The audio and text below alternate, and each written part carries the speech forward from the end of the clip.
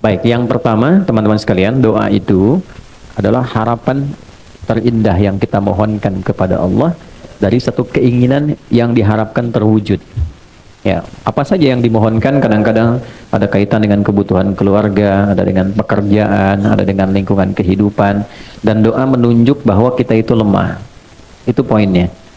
Kita itu lemah, kita butuh pertolongan, dan kita punya Tuhan. Karena itu Allah sangat tidak suka kalau ada hamba yang tidak mau berdoa.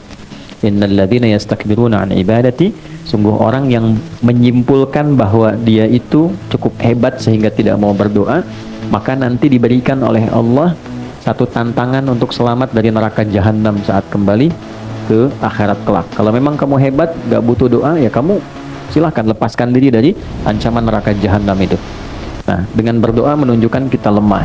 Dengan berdoa menunjukkan kita tidak bisa menguasai segalanya. Jadi kalaupun menata pekerjaan, tidak harus menguasai semuanya. Karena tidak mungkin kita bisa melakukan segala hal harus kita kuasai. Apa yang kita bisa optimalkan, jadikan itu sebagai titik fokusnya, yang lainnya melengkapi satu dengan yang lainnya. Kemudian dalam berdoa itu nanti ada beberapa etika, adab, yang kalau kita kerjakan dengan adab itu mempercepat terkabulnya doa. Sama kayak anak minta ke orang tua, dengan adab kan lebih cepat diberikan dibandingkan dengan sekedar meminta tanpa adab. Yang ada malah orang tua bisa merespon dengan respon yang tidak diharapkan. Maka yang pertama, adab itu ada yang terkait waktu, kedua ada yang terkait tempat, ketiga ada yang terkait dengan keadaan. Misal, terkait dengan waktu, doa yang dipanjatkan di pertengahan malam itu berbeda waktunya dengan yang dipanjatkan dalam keadaan siang. Nah, kehusyuannya pun akan lain. Jadi kalau teman-teman buka Quran surah ke-73 Al-Muzammil di ayat yang ke-6, ya, apalagi ini dipanjatkan dalam keadaan tahajud misalnya, itu sentuhan ke hatinya lain. Inna nasyi'atal laili hiya ashaddu wata'aw wa aqwamu qila. Sungguh bangun malam itu supaya kita bisa bermunajat, itu keheningan malam bisa mengantarkan kehusyuan pada permohonan kita sehingga menyentuh kepada jiwa. Karena gangguannya nggak banyak. Makanya tahajud itu kenapa utama walaupun sholat sunnah? Karena memang malam ini kita bisa melepaskan dari kepenatan dunia, menghilangkan dari berbagai macam perhatian yang memungkinkan kita tidak khusyuk dalam ibadah. Kalau siang kan yang lihat banyak, ya kan? Ya, kalau ke masjid lagi sendirian khusyuk, begitu banyak orang makin meningkat, gitu kan? Nah, kalau malam siapa yang mau perhatikan? Riaknya tipis, ya. Kemudian sum'ah pengen didengar orang juga tipis karena nggak semua orang bangun. Nah, makanya kalau ada masalah yang urgent ya, teman-teman yang ibu ataupun teman-teman yang ikhwan, biasakan bangun malam. Minta sama Allah. Ya, waktu yang paling enak itu kalau sekarang subuh misalnya jam 4.44 lah ya, kurang lebih gitu ya. 4.44. Misal Anda bisa bangun dari setengah 4, jam 4 gitu. Nah, 4 ke setengah 5 itu namanya waktu sahar. Waktu sahar itu waktu paling bagus-bagusnya untuk istighfar dan berdoa. Ya, di situ ada petunjuknya di Quran surah ke-51 ayat ke-18. Wabil ashari hum yastaghfirun. Ada kebiasaan satu keluarga itu orang-orang yang menghidupkan waktu akhir malam menjelang subuh dengan istighfar, mengoreksi diri. Bisa dilakukan dengan keluarga kompak. Ya, misalnya habis tahajud, walaupun tidak harus panjang-panjang, tidak harus banyak rakaatnya. Misal cukup 2 rakaat, setelah itu witirnya 1 rakaat misalnya. Jangan paksakan yang tinggi-tinggi dulu sampai Al-Baqarah rakaat pertama misalnya kan. Baik, atau seterusnya. Cukup misalnya pertama Al-Falaq, rakaat kedua An-Nas, nanti witirnya Al-Ikhlas. Ya, itu untuk memulai. Nanti kalau sudah rasanya makin enak, meningkat lagi 4 rakaat, suratnya tambah. Nah, poinnya adalah kadang-kadang suka lupa habis tahajud selesai begitu saja. Tidak. Sunnah yang kedua istighfar. Astagfirullahaladzim, kan? Astagfirullahaladzim. Itu yang paling pendek. Astagfirullahaladzim alladzi la ilaha illa huwal hayyul qayyum wa atubu ilaih. Itu agak panjang. Tapi kalau mau detil dengan fikih Qur'annya, mulai dari suami, kan? Minta maaf sama istri. Sayang, aku mohon maaf kalau selama ini belum jadi suami yang baik. Kadang tidak mengerti keadaan kamu, kadang aku memaksakan yang bukan di luar kemampuanmu. Aku minta maaf kalau saatnya mesti kembali kepada Allah ternyata belum baik di hadapan Allah. Terus istighfar, astagfirullah ya Allah, ampuni saya. Ampuni saya. Respon sama istri, bang aku juga mohon maaf selama ini belum jadi istri yang baik, sering ngeluh sama kamu, kadang-kadang tidak jujur. Dia minta, ya Allah ampuni kami. Nah itu saat bersama-sama, ya Allah ampuni kami, itu rasanya lain ke hati. Nah itulah sakinah yang mempercepat itu datang. Yang beda ketika sendiri, dan itu sifat korektif kolegial, mengoreksi diri dengan bersama-sama dalam konteks berkeluarga, itu diajarkan di Al-Quran. Apalagi ada anak misalnya, tuh si kakak bilang ikut tahajud malam, mama papa aku minta maaf selama ini belum jadi anak yang baik, selama ini sering nyakitin mama papa. Itu semua istighfar, ya Allah ampuni kami ya Allah, sayangi kami ya Allah. Itu kalau bisa dibiasakan, apalagi tiap malam bisa sholat dan demikian, itu keluarga terjaga dalam keharmonian. Keluarga terjaga dalam keharmonisan, lalu harmoni, ketenangan, dan yang paling indah adalah disitulah saat doa terkabulkan. Ya, ibadi itu hadis kutsinya, hamba-Ku, kan? Engkau mau minta apa? Engkau mau minta apa? Ya, man istaghfara ghafartulah. Siapa yang istighfar, aku ampuni. Istighfar itu kan mengoreksi diri kita. Artinya mohon maaf, setiap orang kan pasti punya kekurangan. Jadi kalau seorang suami, seorang ayah dengan segala kerendahan hati, dia mengoreksi dirinya, tahu ada potensi kuat untuk berubah. Ketika Allah ampuni, kesalahannya dihilangkan, kesolehannya dimunculkan. Jadi ciri orang yang diampuni itu perbuatan salahnya hilang, solehnya muncul. Lisan itu kurang baik, bagaimana diampuni dosa lisan? Berubahlah tampilan lisan ini dengan berkata yang baik dan ditinggalkan yang tidak baik yang sebelumnya dilakukan perbuatan itu. Itu poinnya.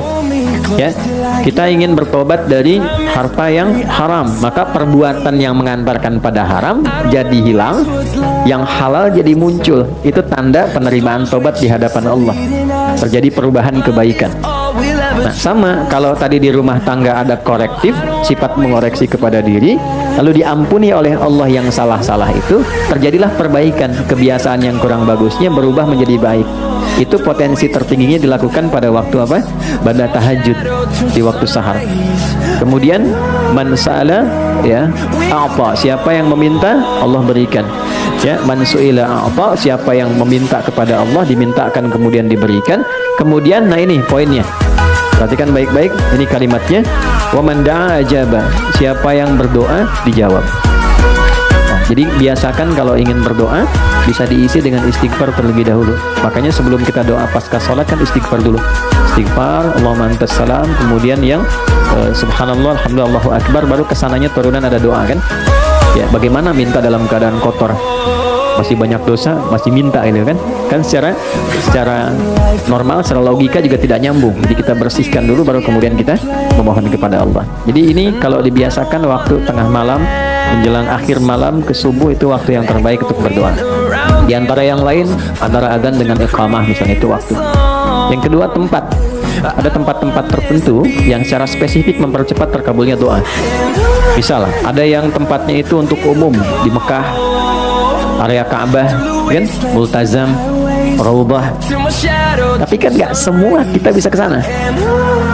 Karena itu apa yang bisa kita lakukan? Masjid.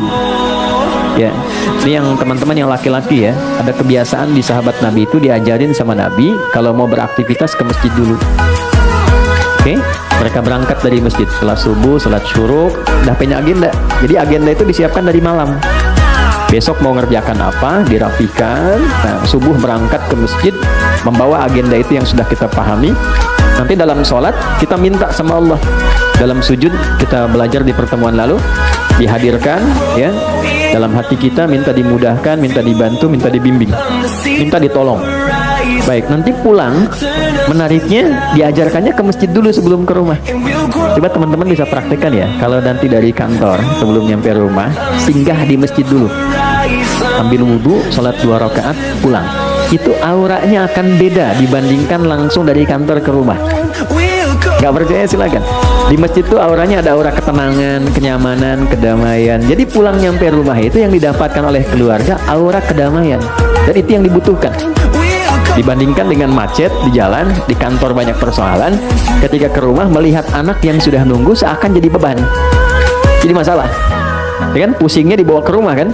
Beda dengan Anda sholat 2 rakaat, setelah itu berdoa, ya Allah, aku sudah berikhtiar seperti apa yang telah Engkau perintahkan. Sekarang aku bertawakal hasilnya dari apa yang telah Engkau janjikan. Pulang ke rumah, ketemu anak, semuanya senang. Dia menunggu, ada yang bikin gambar, ada yang macam-macam. Dan ingat ya, Anda sehebat apapun di kantor, yang dibutuhkan oleh anak dan istri di rumah adalah sosok ayah dan suami. Bukan seorang direktur, bukan seorang manajer, atau seorang ahli apapun. Saya jadi ustadz, jadi kiai, sampai hari ini alim misalnya disebut oleh orang syekh di luar, sampai ke rumah nggak pernah anak saya menyebut dengan nama itu. Assalamualaikum kiai, nggak ada. Dia bikin ayahnya kok. Ya, dia bikin ayahnya. Assalamualaikum ustadz, nggak ada. Tunggu sampai malam pun, ya, main kuda yuk. Masih main petak umpet, main kuda-kudaan, dan mereka menggambar, kadang bikin karya berjam-jam cuma pengen dilihatkan pada ayahnya. Lantas siapa Anda yang kemudian direktur di perusahaan, sampai ke rumah pengen jadi direktur juga? Terus anak ya dengan segala ekspresinya ingin dipersembahkan, lantas tiba-tiba mendapatkan kemarahan yang bukan pada haknya. Nah ini ada bagian tertentu yang bisa kita dapatkan dari aura masjid. Kalau pengen tarik ke rumah, bikin mihrab. Ya, masa rumah luas, kamar banyak, gak ada satupun dihususkan untuk ibadah. Ya, mihrab itu tempat khusus yang fokusnya untuk ibadah saja. Dibaca Qurannya di situ, ngajinya di situ, sholatnya di situ. Tapi dunia keluar. Oke, termasuk bikin status, ciplik bagi di mihrab, jangan ganggu ya. Nah, ini keluar dulu tuh. Ya, jangan dipakai, makan, minum, keluar. Mihrab itu tempat yang disebut spesifik dalam Quran.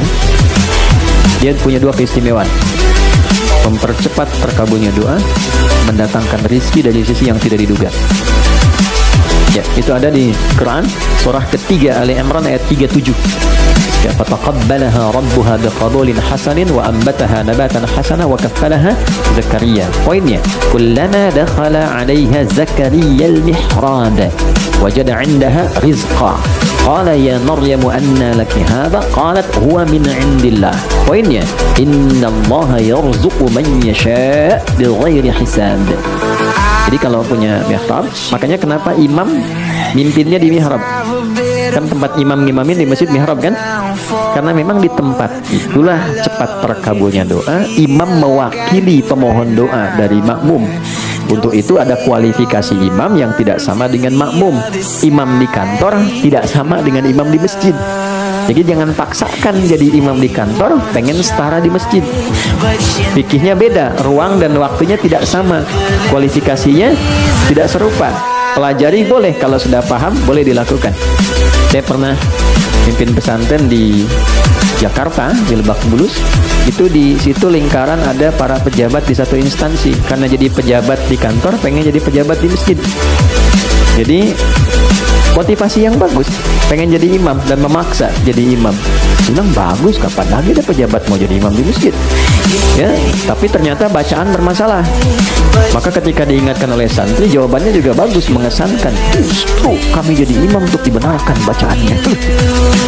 Saya datang kan, Pak, bagus sekali Pak, luar biasa. Kapan lagi ada pejabat mau jadi imam di masjid? Masya Allah. Tapi begini, supaya bacaannya benar dan bagus, dan kehormatan Bapak pun jadi istimewa saat jadi imam, saya tawarkan begini. Nanti sebelum Bapak ngimami, saya tugaskan santri untuk mendengar bacaan Bapak. Kalau baik ditetapkan, kalau kurang dikoreksi.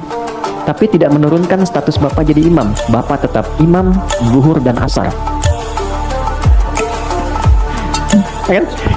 Kan tidak dikoreksi.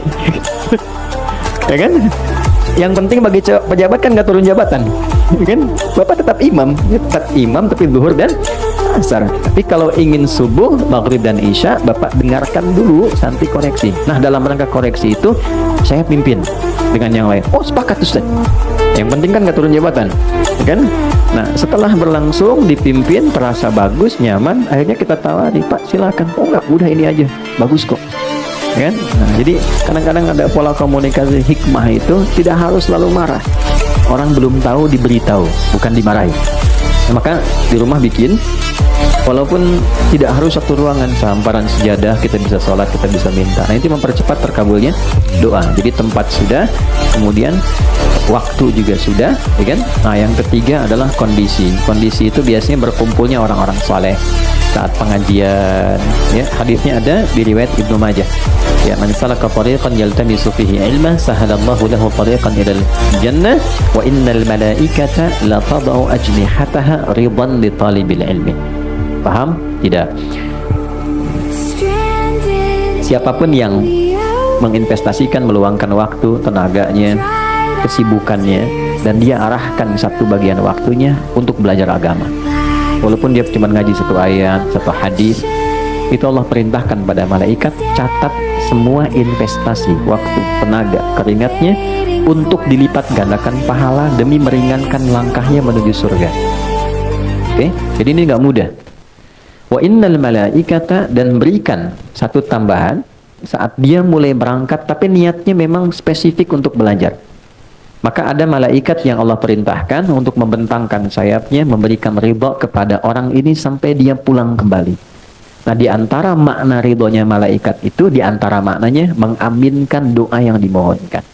Itu teman-teman, saya yakin sekali banyak yang punya harapan pengen ini dan itu, dari sejak berangkat tuh isi dengan doa. Oke? Di jalan, belum datang isi dengan doa. Selesai kita berdoa, pulang. Nah, di antara doa itu ada yang sifatnya umum, ada yang mungkin sifatnya spesifik. Hadirkan tuh.